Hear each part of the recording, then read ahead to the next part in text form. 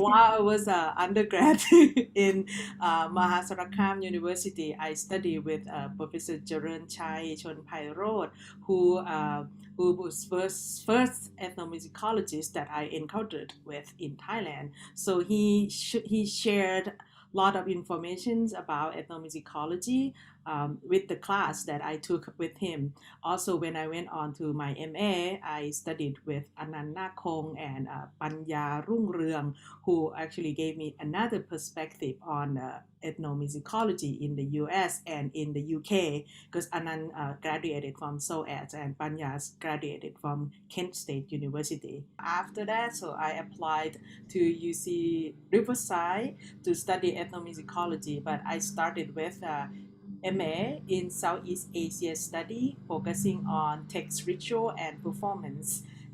During that time, I also take some classes for ethnomusicology, the PhD program there.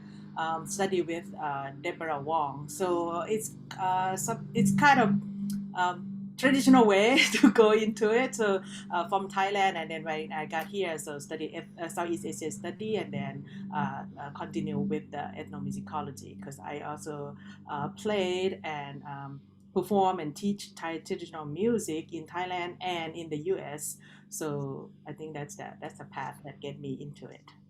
I I was always interested from even when I was young in foreign musical traditions, but it was when I was an undergraduate at the Massachusetts Institute of Technology that I took a course in world music with Evan Zaporin, who's a composer who has expertise in Bali.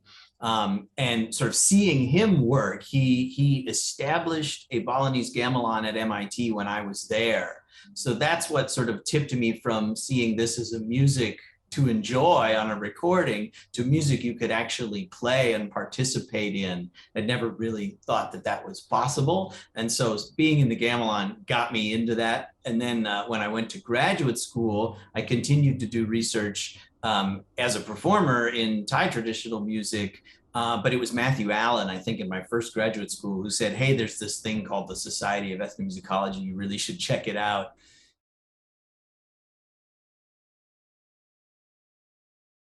Well, for me, I mean, Evan Zaporin ended up kind of being a role model for what my career turned out to be. Although, again, I wasn't really thinking of it that way at the time. But seeing him working as a professor and someone who an ethnomusicologist of Balinese music and a composer and a performer, it showed me that it was possible to have a career in music where you didn't have to pick only one of those things. You could actually do all of them. And that's what I wanted to do. I was excited about composing and performing, but I was also excited about scholarship and studying. And so seeing him, it would just sort of became like, it showed me that it was possible.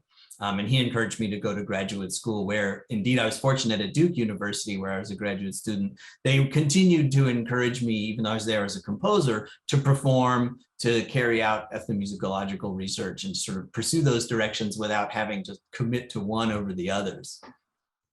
For me in Thailand, for my undergrad is basically based on performance art.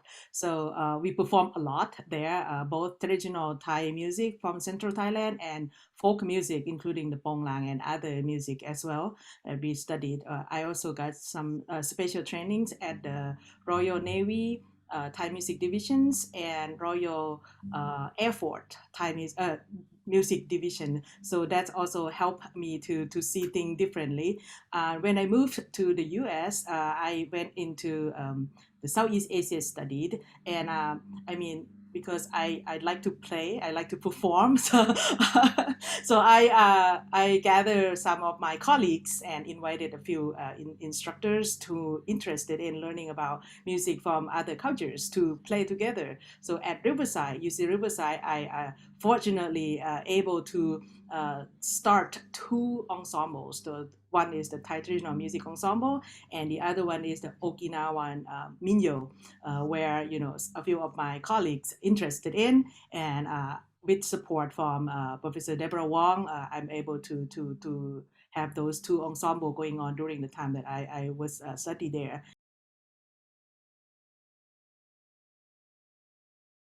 I got hired from UCLA to be a world musical instrument curator in 2017 to basically take care of all of our world musical instrument collections. We have more than 1,000 pieces in the collection, and most of them are used for class. So my big role for this one is to make sure that the instrument is in a good condition and able to use for the class concert and exhibitions, including tour for student or parents or any special request from people who come and see the musical instrument on campus. My most recent project was performing of Thai traditional music from Thailand, highlighting three regions: Central Thailand, Northern Thailand, and Northeast Thailand for the UCLA Emeritus Association and UCLA Retiree Association. So we did a live performance in the Lani Hall. So we had 23 performers, including musicians from Thailand and volunteer teachers who are at present working as a volunteer teacher at the temple in San Francisco. Also, Chris helping out and another musicians in LA area came in, and then we performed together. My work is primarily as a composer and a performer. So in a way, I was thinking I kind of tend to get most excited about the thing that I either just finished or I'm working on right now. So I had to take some time to think about it. And I also maintain a number of different kind of artistic directions in my work, including doing research into Thai and Lao musics and how to incorporate those ideas into my own creative work. But then I also do work with mathematics and some other things. But just focusing on that kind of cross-cultural work, there's a piece I wrote. It was actually my PhD dissertation piece that I was very happy with. It uses the Thai classical xylophone, the Renat, and other instruments.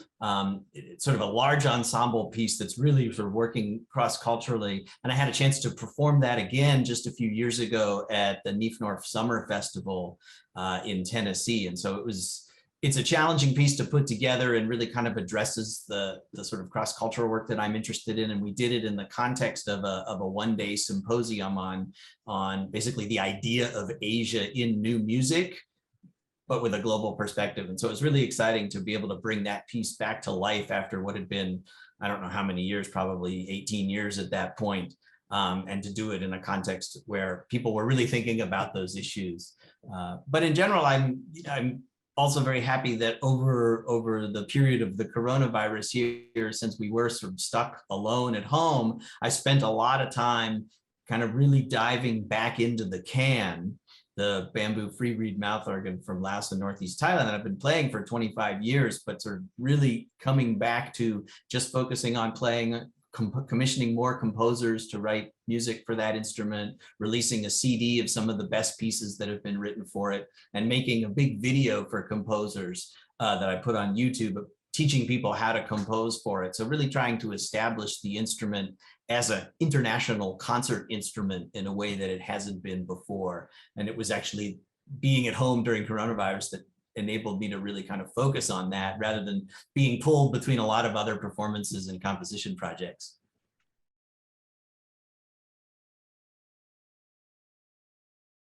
So the other part that I working on is that I just received a big grant from the UCLA chancellor. So to expand the to expand the Thai music ensemble. So which I focusing on Pong Lang ensemble. So I got big money for this, and I bought many musical instruments to campus, and then I start teaching the student, and at the end of the quarter we able to perform the piece for that with the guest artist. And I also work very closely with a few scholars in Thailand to make a media resources for Puthai Sam Pao, both for musical instruments and for dance. So I got the costume here as well. So we be able to post that video through archive and make it public for people to have it as a basic resources for them if they want to teach or learn how to perform or yeah, perform those pieces. Hmm. Another part that, I mean, Chris and I have been doing for many years is that we volunteer teaching at the temple in Escondido. It's a let's say Thai community uh, center. I would say it's a temple, but it's act like a community centers where many people who speak Thai or Thai descent come to not only uh, practice their religious belief, but also learn the culture from their hometown, you know. So I've been teaching Thai music. I mean, Chris was teaching there before me many years, and then he got me into it, and I'm still doing it. You know, it's almost 20 years now.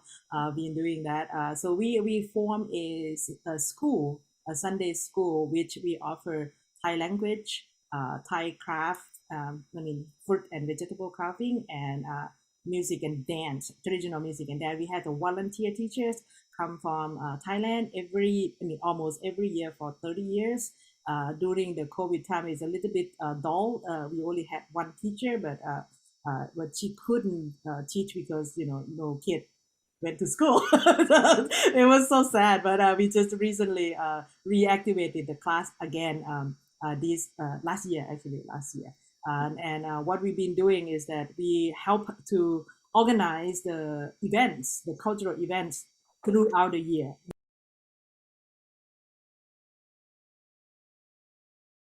For in a way, for both of us, the performance aspect is so important, and just turning people on to the idea that you can experience other musical traditions in a hands-on way and really build a kind of relationship with those musical traditions that can last a lifetime is just, it's wonderful and it's eye-opening. And I think it's a really important part of undergraduate education and even other levels of education when it can happen.